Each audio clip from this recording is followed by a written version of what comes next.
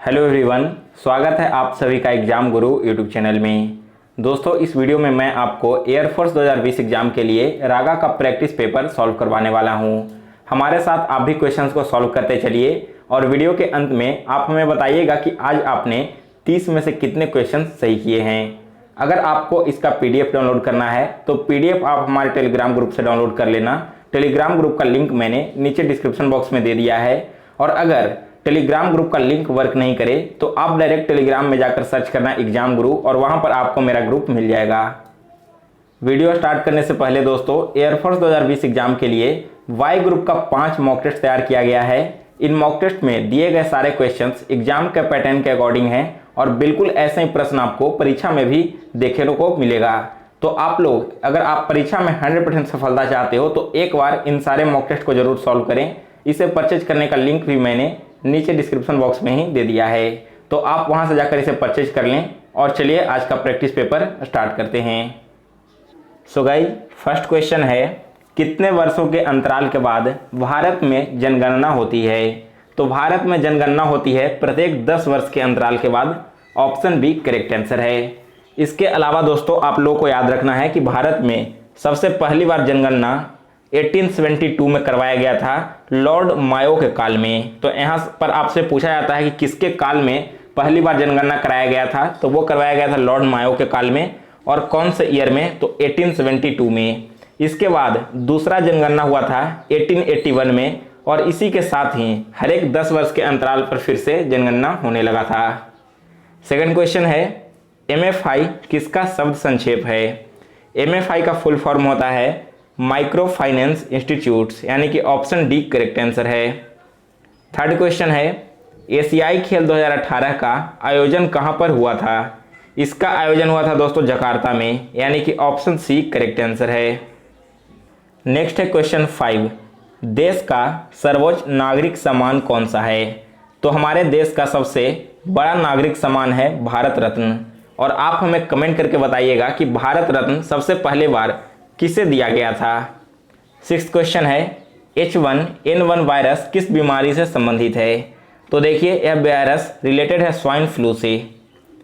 Seventh question है, Hebrew क्या है? तो देखिए दोस्तों, हिब्रू एक भाषा का नाम है, यानी कि ऑप्शन बी करेक्ट आंसर है। 8 क्वेश्चन है, देश की प्रथम महिला लोकसभा अध्यक्ष का नाम क्या है?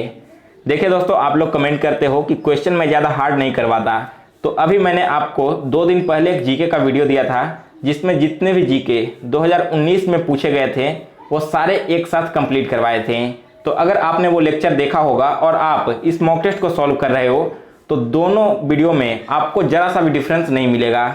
जैसा क्वेश्चन मैं आपको यहाँ पर करवा रहा हूँ बिल्कुल ऐसे ही प्रश्न 2019 में पूछे गए थे। तो आप एक बार क्वेश्चन को पैटर्न को पहले समझ लीजिए, उसके बाद यहाँ पर मॉक टेस्ट को सॉल्व कीजिएगा। देखिए यहाँ पर क्या क्वेश्चन है, देश की प्रथम महिला लोकसभा अध्यक्ष का नाम? तो इनका नाम था Meera Kumar, option B correct answer है। 9th क्वेश्चन है, केवलादेव राष्ट्रीय उद्यान किस राज्य में स्थित है? यह राष्ट्रीय उद्यान स्थित है राजस्थान राज्य में। 10th क्वेश्चन है, निम्नांकित में से कौन भारत द्वारा अंतरिक्ष में छोड़े गए उपग्रह का नाम नहीं है? भारत के द्वारा अंतरिक्ष में छोड़े गए उपग्रह, तो देखिए भारत ने आर्यभट्ट, भास्कर और रोहिणी ये 3 उपग्रह को छोड़ा है, जबकि धन्वंतरी उपग्रह भारत के द्वारा नहीं छोड़ा गया है। अगला प्रश्न है 11 नंबर, दिए गए विकल्पों में से संबंधित शब्द को चुनिए। जैसे घड़ी का संबंध समय से है, उसी प्रकार से थर्मामीटर का संबंध होगा ताप से। कैसे होगा?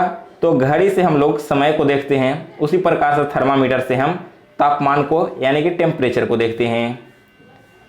12 नंबर क्वेश्चन है, भोलू को याद है कि गोलू का जन्म दिवस पिछले माह 17 के बाद और 28 से पहले मनाया गया। सोनू को याद है कि पिछले वर्ष गोलू का जन्म दिवस 9 के बाद और 19 से पहले मनाया गया है। तो पिछले वर्ष गोलू का जन्म दिवस कब मनाया गया था? बहुत इजी क्वेश्चन है, आप क्वेश्चन को केवल एक बार ध्यान से पढ़िए तो आपको आंसर मिल जाएगा। देखिए भोलू को क्या याद है कि गोलू का जन्म दिवस 17 और 28 के बीच में मनाया गया है। ये 2 डेट्स के बीच में मनाया गया है, लेकिन सोनू को याद है कि उसका जन्म दिवस 9 और 19 तारीख के बीच में मनाया गया है। तो अब देखिए 9 और 19 के बीच कहने का मतलब क्या है कि उसका जन्मदिवस तो 17 के बाद ही मनाया गया होगा, क्योंकि पहले इसे याद है भोलू को कि उसका जन्मदिवस 17 के बाद मनाया गया था। तो 17 और 19 इन दोनों डेट्स के बीच में कौन सा डेट बचता है? तो केवल एक डेट है, that is 18। So option B इस क्वेश्चन का करेक्ट आंसर है। 13th क्वेश्चन है, अमित ए बिंदु से उत्तर की ओर 18 मीटर गया, फिर 2 बार लगातार बाएं मुड़कर प्रत्येक बार 5 मीटर गया, फिर वह बाईं ओर मुड़कर 5 मीटर गया और बी बिंदु पर पहुंच गया है। ए से बी की दूरी कितनी है? तो देखिए यहाँ पर क्वेश्चन में क्या कहा गया है, अमित ने मान लो पॉइंट ए से चलना प्रारंभ किया और 18 मीटर वो नॉर्थ डायरेक्शन में गया। अब यहाँ जाने के बाद वो 2 बार लगातार बाईं ओर मुड़ रहा है। पहली बार बाईं ओर मुड़कर उसने 5 मीटर चला और फिर से यहाँ से लेफ्ट मुड़कर 5 मीटर चलता है। इसके बाद एक लास्ट कंडीशन दिया गया है कि 2 बार मुड़ने के बाद वो फिर से एक बार बाईं ओर मुड़ता है और 5 मीटर और चलता है। तो वो कहाँ पर पहुँच गया है? वो पहुँच गया है पॉइंट बी पर। तो ए के बीच की दूरी क्या होगी? अब देखिए अगर हम इस पॉइंट को सी मान लेते हैं तो ए और सी इन दोनों के बीच का डिस्टेंस टोटल 18 मीटर का है, लेकिन बी से सी के बीच का डिस्टेंस क्या है? अगर इधर 5 मीटर है तो जाहिर सी बात है कि इसके सामने वाला जो लाइन है वो भी 5 मीटर होगा। तो बी और सी के बीच की दूरी 5 मीटर है। हमें निकालना है ए और बी की दूरी ना, तो ए सी में से बी सी को घटा दीजिए। दैट मीन्स 18 में से 5 को घटाओगे तो निकल जाएगा ए बी का डिस्टेंस, वो कि 13 मीटर। यानी कि ऑप्शन सी इस क्वेश्चन का करेक्ट आंसर है। अगला प्रश्न देखिए 14 नंबर, एच जे के और एल में से प्रत्येक की ऊंचाई अलग अलग है। के अगर एल और एच से लंबा है और जे सबसे छोटा है तो सबसे लंबा कौन होगा? बहुत इजी क्वेश्चन है यह। क्या दिया गया है कि के एल और एच दोनों से लंबा है। तो मान लो एल की डिस्टेंस यह है और एच की ऊंचाई यह है। अब के जो है इन दोनों से लंबा है ना, यानी कि के कुछ इस प्रकार से होगा। इसके बाद जे सबसे छोटा है तो जे को हमने साइड में ले लिया, सबसे छोटा। अब इसमें से सबसे लंबा हमसे पूछा गया है तो बिल्कुल क्लियर है कि के सबसे लंबा है, यानी कि ऑप्शन ए इस क्वेश्चन का करेक्ट आंसर है। अगला प्रश्न है 15 नंबर, यदि शब्द गैदर के प्रत्येक अक्षर को वर्णमाला के अनुसार व्यवस्थित करें तो कितने अक्षरों की स्थितियां वही रहेगी? तो देखिए यहाँ पर रख कर देखते हैं हम लोग। देखिए पहले गैदर को लिख लेते हैं, GATHER। अब देखिए इसको अगर हम वर्णमाला के अनुसार व्यवस्थित करें तो सबसे पहले तो ए आएगा, ए के बाद आएगा फिर यहाँ पर ई के बाद जी आएगा, जी के बाद एच और फिर आर, लास्ट में टी। तो अब देखिए केवल एच ही एक ऐसा नंबर है जिसके सामने में पोजीशन पर एच आ रहा है, यानी कि क्या आंसर होगा इसका दोस्तों? केवल एक ऐसा अक्षर है जो वर्णमाला में सही क्रम में व्यवस्थित करने पर उसी स्थान पर आएगा, यानी कि ऑप्शन बी करेक्ट आंसर है। 16 नंबर प्रश्न है, एक पुरुष और उसके पुत्र की औसत आयु 27 वर्ष है। उनकी आयु का क्रमशः अनुपात 8:1 है, तो 6 वर्ष बाद पुत्र की आयु कितनी होगी?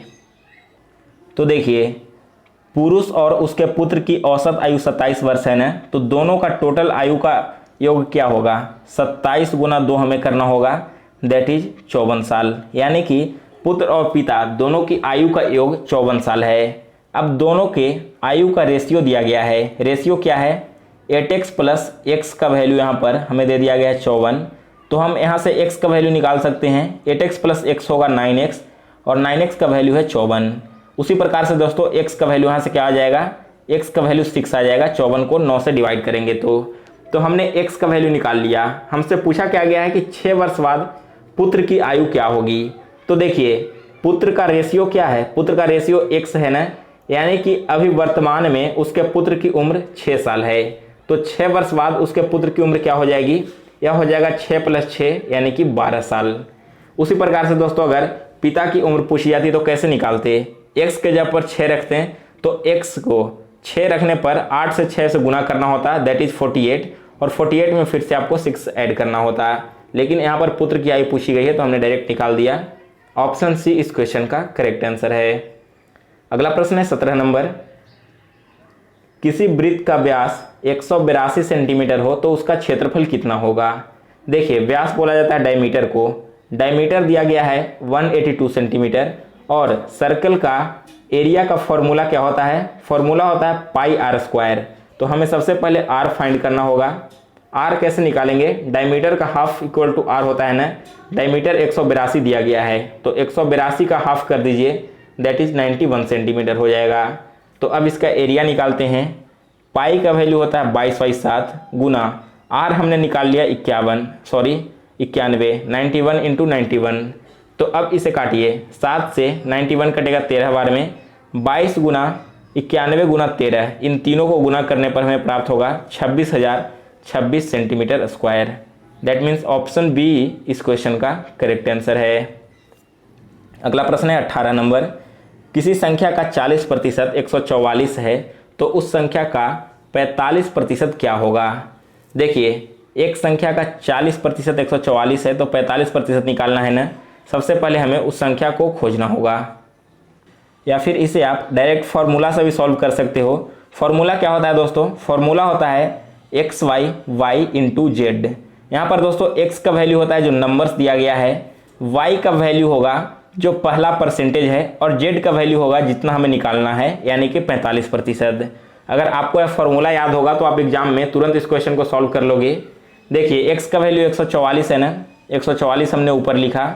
इसे डिवाइड करना है पहले परसेंटेज से और गुना करना है जिसका परसेंटेज निकालना है, यानी कि 45%। तो अब काटिए, 5 से 40 कटेगा 8 बार में, और 5 से 45 कटेगा 9 बार में, 8 से 144 कटेगा 18 बार में। तो हमारे पास केवल बचा 18 गुना 9, और 18 गुना 9 क्या होता है? इसका वैल्यू होता है 162, यानी कि ऑप्शन सी इस क्वेश्चन का करेक्ट आंसर है। अगला प्रश्न है 19 नंबर। निम्नलिखित प्रश्नों में प्रश्नवाचक चिन्ह के स्थान पर क्या आएगा? तो देखिए, क्वेश्चन देखने में कॉम्प्लिकेटेड लग रहा है, लेकिन बिल्कुल इजी क्वेश्चन है। क्वेश्चन मार्क की जगह पर मान लो कि x है, तो x का वैल्यू हमें निकालना है ना। अब देखो, अगर हम क्रॉस मल्टीपल यहाँ पर करते हैं तो क्या होगा? क्रॉस मल्टीपल करने पर x का पावर क्या हो जाएगा? 1.6 प्लस 1.4 हो जाएगा, क्योंकि आप सभी को मालूम है कि अगर बेस सेम रहता है तो पावर ऐड होता है। इक्वल टू क्या होगा? इक्वल टू होगा 24 गुना 9। अब देखिए, x का पावर 1.6 में 1.4 को ऐड करेंगे तो इसका वैल्यू 3 आएगा, यानी कि x का पावर 3 इक्वल टू 24 गुना 9 क्या होता है? यह हो जाएगा 216। तो x³ का वैल्यू 216 है, तो x का वैल्यू क्या होगा? पता लगाना होगा कि 216 किस नंबर का क्यूब है। तो देखिए, 6 का क्यूब क्या होता है? 6 6 36, और 36 में 6 से गुना करोगे तो इसका वैल्यू 216 होगा, यानी कि अगर x³ का वैल्यू 216 है तो x का वैल्यू यहाँ से 6 हो जाएगा। ऑप्शन सी इस क्वेश्चन का करेक्ट आंसर है। अगला प्रश्न है 20 नंबर। दी गई संख्या श्रृंखला में प्रश्नवाचक चिन्ह के स्थान पर कौन सा नंबर आएगा? तो ध्यान दीजिए, यह नंबर कैसे आगे बढ़ रहा है। सबसे पहले देखिए, 8 और 12 के बीच में कितना का डिफरेंस है? इन दोनों के बीच में 4 का डिफरेंस है ना, और 4 क्या होता है? 2 का स्क्वायर होता है। उसी प्रकार से 12 और 28 के बीच में कितने का डिफरेंस है? तो यहाँ पर डिफरेंस है 16 का, और 16 किसका स्क्वायर होता है? 16 स्क्वायर होता है 4 का। फिर देखिए, 28 और 64 इन दोनों के बीच में 36 का डिफरेंस है, और 36 स्क्वायर होता है 6 का। उसी प्रकार से 64 और 28 इन दोनों के बीच में 64 का डिफरेंस है, और 64 स्क्वायर होता है दोस्तों 8 का। यानी कि यह जो सीरीज है, पहले 2 का स्क्वायर आगे बढ़ रही है, फिर 4 का, फिर 6 का, फिर 8 का। तो अब क्या होगा? अब यहाँ पर 10 का स्क्वायर आगे बढ़ेगा, यानी कि 128 में हमें 10 का स्क्वायर ऐड करना होगा, और 10 का स्क्वायर होता है 100। तो 128 प्लस 100 हो जाएगा टोटल 228। ऑप्शन बी इस क्वेश्चन का करेक्ट आंसर है। अगला प्रश्न है 21 नंबर। दिए गए विकल्पों में से उसे चुनिए जो अन्य 3 विकल्पों से भिन्न है। तो देखिए, लोहा, चांदी, पारा और सोना, 4 ऑप्शंस दिए गए हैं। इसमें से देखिए, लोहा, चांदी और सोना ये तीनों सॉलिड फेज में पाए जाते हैं, जबकि पारा यानी कि मरकरी लिक्विड स्टेट में पाया जाता है। अगला प्रश्न है 22 नंबर। यदि एक पंक्ति में आप एक छोर से 19वें व्यक्ति और दूसरे छोर से 11वें व्यक्ति हैं तो पंक्ति में कुल कितने व्यक्ति हैं? कई बार मैंने आपको क्वेश्चन करवाया भी है। जब भी इस तरह का क्वेश्चन दिया हुआ रहे तो आपको अपने दोनों पोजीशन को ऐड कर देना है। दैट मीन्स 19 और 11 को ऐड करेंगे तो इन दोनों को ऐड करने पर हमें क्या मिलेगा? 19 और 11 ऐड करोगे तो इसका वैल्यू आएगा 30। अब मैंने क्या बताया था, दोनों वैल्यू को ऐड करके एक माइनस कर देना है, दैट इज 29। ऑप्शन सी इस क्वेश्चन का करेक्ट आंसर है। इसके अलावा देखिए आप ऐसे भी सोच सकते हो, मान लो यह एक पंक्ति है। अब अगर इस डायरेक्शन से देखा जाए तो आपका पोजीशन यहाँ पर 19वां आ रहा है और इस डायरेक्शन से देखने पर आपका पोजीशन 11वां है। तो देखिए यहाँ तक तो टोटल 19 छात्र होंगे, इस लाइन में यहाँ से यहाँ तक 19 छात्र हैं और अगर इधर से पोजीशन 11वां है यानी कि इसके पहले टोटल 10 स्टूडेंट होंगे ना, तो 19 + 10 क्या होगा, 19 + 10 29 हो जाएगा। तो आप ऐसे भी इस क्वेश्चन को सॉल्व कर सकते हो। 23 क्वेश्चन, यदि किसी सांकेतिक भाषा में कैट को 24, नोट को 49 लिखा जाता है तो उसी सांकेतिक भाषा में पेन को कैसे लिखेंगे। देखिए कैट को 24 और नोट को 49 कैसे लिखा गया है। कैट में कौन कौन से अक्षर आते हैं दोस्तों, तो ध्यान दीजिए। कैट में सबसे पहले सी का वैल्यू क्या होता है, सी का वैल्यू 3 है, ए का वैल्यू 1 है और टी का वैल्यू क्या होता है, इसका वैल्यू होता है 20। तो अब तीनों को अगर आप ऐड करते हो तो 3 1 4 और 4 + 20 हो जाएगा 24। यानी कि अल्फ़ाबेट में जो भी इसके वैल्यूज हैं उन सभी को ऐड किया जा रहा है। उसी प्रकार से हमें पेन को भी ऐड करना होगा। तो P का वैल्यू होता है 16, E का वैल्यू है 5 और N का वैल्यू यहाँ पर क्या होता है, N का वैल्यू है 14। तीनों को ऐड कीजिए तो 16 और 14 क्या होगा, 16 4 20, 10 30 और 30 में 5 ऐड करेंगे तो 35। यानी कि ऑप्शन ए इस क्वेश्चन का करेक्ट आंसर है। अगला प्रश्न है 24 नंबर। इसमें भी आपको विलुप्त संख्या को चूज करना है, बताना है कि यहाँ पर क्वेश्चन मार्क की जगह पर कौन सा नंबर आएगा। तो ध्यान दीजिए यह नंबर कैसे आगे बढ़ रहा है। देखिए अगर 62 में से 6 को माइनस कर देते हैं तो इसका वैल्यू क्या होगा, इसका वैल्यू 56 आएगा। अब इस 56 में अगर हम 7 से डिवाइड कर दे तो क्या होगा, 56 को 7 से काटेंगे 8 बार में, जो कि तीसरे बॉक्स में लिखा गया है। सेम उसी प्रकार से अगर 79 में से 7 को माइनस करेंगे तो इसका वैल्यू आएगा 72 और इस 72 में अगर हम 8 से डिवाइड कर देते हैं तो यह कटेगा 9 बार में, जो कि तीसरे बॉक्स में लिखा गया है। सो हमें फाइंड करना है क्वेश्चन मार्क वाला नंबर न।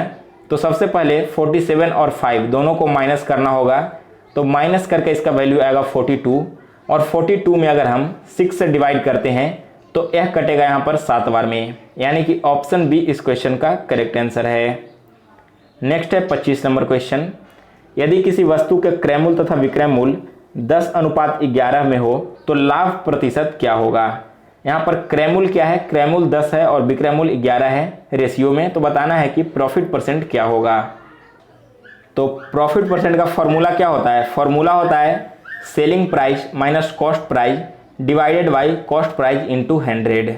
तो यहाँ पर क्या दे दिया गया है, सेलिंग प्राइस है 11, माइनस करना है कॉस्ट प्राइस से जो कि 10 दिया गया है और डिवाइड करना है कॉस्ट प्राइस से, गुना कर दीजिए 100 से। तो 11 में से 10 को माइनस करोगे तो 1 आएगा, 1 डिवाइडेड बाई 10 गुना 100। यहाँ पर 10 से 100 कटेगा 10 बार में और 10 में 1 से गुना करेंगे तो 10% आएगा। यानी कि ऑप्शन ए इस क्वेश्चन का करेक्ट आंसर है। 26 क्वेश्चन है। 9 दिन पहले मोहिनी सिनेमा देखने गई थी, वह केवल बृहस्पतिवार को ही सिनेमा देखने जाती है, तो आज सप्ताह का कौन सा दिन है। देखिए वो सिनेमा कब देखती है, केवल बृहस्पतिवार को देखती है ना, और आज से 9 दिन पहले वो सिनेमा देखने गई थी। यानी कि आज कौन सा दिन होगा, आज के 2 दिन पहले तक 7 दिन हो गया ना। जैसे मान लो इस दिन वो गई सिनेमा देखने, तो इसके 7वें दिन फिर से वही दिन रिपीट होगा, यानी कि थर्सडे रिपीट होगा। और आगे 2 दिन और हो चुका है क्योंकि 9 दिन है, तो थर्सडे के बाद क्या होगा, फ्राइडे आएगा और फिर सैटरडे आएगा। यानी कि आज शनिवार है। ऑप्शन ए इस क्वेश्चन का करेक्ट आंसर है। अगला प्रश्न है 27 नंबर। निम्नलिखित चित्र में कितने त्रिभुज हैं। यहाँ पर आपको ट्रायंगल काउंट करके बताना है। तो देखिए यहाँ पर कितने ट्रायंगल है, काउंट करते हैं। बहुत आसान है काउंट करना, देखिए कैसे काउंट करेंगे। पहला ट्रायंगल ए हो गया, दूसरा ट्रायंगल ए है, तीसरा ट्रायंगल ए और चौथा ट्रायंगल ए है। फिर देखिए 4 ट्रायंगल यहाँ पर हमने काउंट कर लिया है। इसके बाद 5वां ट्रायंगल ए, 6ठा ट्रायंगल ए है, 7वां ए हुआ और 8वां ए हुआ। यानी कि टोटल 4 + 4 8 ट्रायंगल हमने काउंट कर लिया। अब इसके बाद देखो एक ट्रायंगल ऐसे बन रहा है ना, तो एक ट्रायंगल हमने यहाँ पर लिख लिया। दूसरा ट्रायंगल इस प्रकार से बन रहा है, तो दूसरा ट्रायंगल यहाँ पर हो गया। तीसरा ट्रायंगल इस साइड से बनेगा और चौथा ट्रायंगल इधर से, यानी कि 2 ट्रायंगल और हो गया। टोटल ट्रायंगल क्या हो गए? 4 + 4 8 और 8 प्लस नीचे 4 12, यानी कि दोस्तों इस चित्र में टोटल 12 त्रिभुज हैं। इसके अलावा आपको और कहीं पर भी ट्रायंगल बनता हुआ नहीं दिखाई देगा। चलिए अगला क्वेश्चन देखते हैं। नेक्स्ट है 28 नंबर। निम्न में से विजातीय आकृति का चयन करें, यानी कि इनमें से कौन सा अलग है। तो ध्यान दीजिए 28 नंबर क्वेश्चन में फर्स्ट, सेकंड और थर्ड, इन तीनों चित्र में जो अंदर डिजाइन बना हुआ है ना, वो एक ही डायरेक्शन में है। इस डायरेक्शन में है, ऊपर की ओर है और नीचे की ओर है। लेकिन इसमें देखिए एक इधर की ओर है, एक इधर की ओर है और एक ऊपर की ओर जा रहा है, यानी कि ऑप्शन डी इस क्वेश्चन का करेक्ट आंसर है। अगला प्रश्न है 29 नंबर। निम्न आकृति श्रृंखला में प्रश्नवाचक चिन्ह के स्थान पर क्या आएगा। लास्ट वाले बॉक्स को फिल करना है। तो ध्यान दीजिए अंदर में जो एरो बना हुआ है ना, वो यहाँ पर क्लॉकवाइज डायरेक्शन में इधर की ओर मूव कर रहा है। क्लॉकवाइज डायरेक्शन में 45 डिग्री मूव कर रहा है। तो पहले यह चित्र ऊपर की ओर था जो कि इस कोने पर गया, फिर इधर आया और इस कोने पर आया, यानी कि अगला जो फिगर बनेगा ना उसमें यह एरो नीचे की ओर आएगा। तो अगर आप ऑप्शन को देखोगे तो यहाँ पर आपका आंसर मिल जाएगा ऑप्शन ए। इसके अलावा स्टार को भी देख लीजिए। स्टार सबसे पहले क्लॉकवाइज डायरेक्शन में नहीं होकर यह एंटी क्लॉकवाइज डायरेक्शन में 90 डिग्री मूव कर रहा है ना। सबसे पहले ऊपर वाले खाने में गया, फिर इस कोने में गया है, फिर यहाँ पर नीचे की ओर आया, यानी कि अगला जो चित्र बनेगा उसमें यह स्टार आ जाएगा नीचे वाले कोने में। आपका चित्र कुछ इस तरह से बनेगा, दैट इज ऑप्शन ए में। और लास्ट क्वेश्चन है 30 नंबर। निम्न आकृति श्रृंखला में प्रश्नवाचक चिन्ह के स्थान पर क्या होगा। तो इस लास्ट क्वेश्चन का आंसर आपको कमेंट सेक्शन में देना है। अब जो भी मॉक टेस्ट मैं करवाऊंगा उसका लास्ट क्वेश्चन आपको सॉल्व करके कमेंट सेक्शन में बताना होगा। इसके अलावा इसका सॉल्यूशन मैं आपको अगले वाले वीडियो में करवा दूंगा। तो दोस्तों आज का मॉक टेस्ट समाप्त हुआ। तो अगर आपको आज का मॉक टेस्ट पसंद आया हो तो लाइक कीजिए, शेयर कीजिए और अगर आप इस चैनल पर नए हो तो इस चैनल को सब्सक्राइब करके बेल नोटिफिकेशन को ऑन कर लें।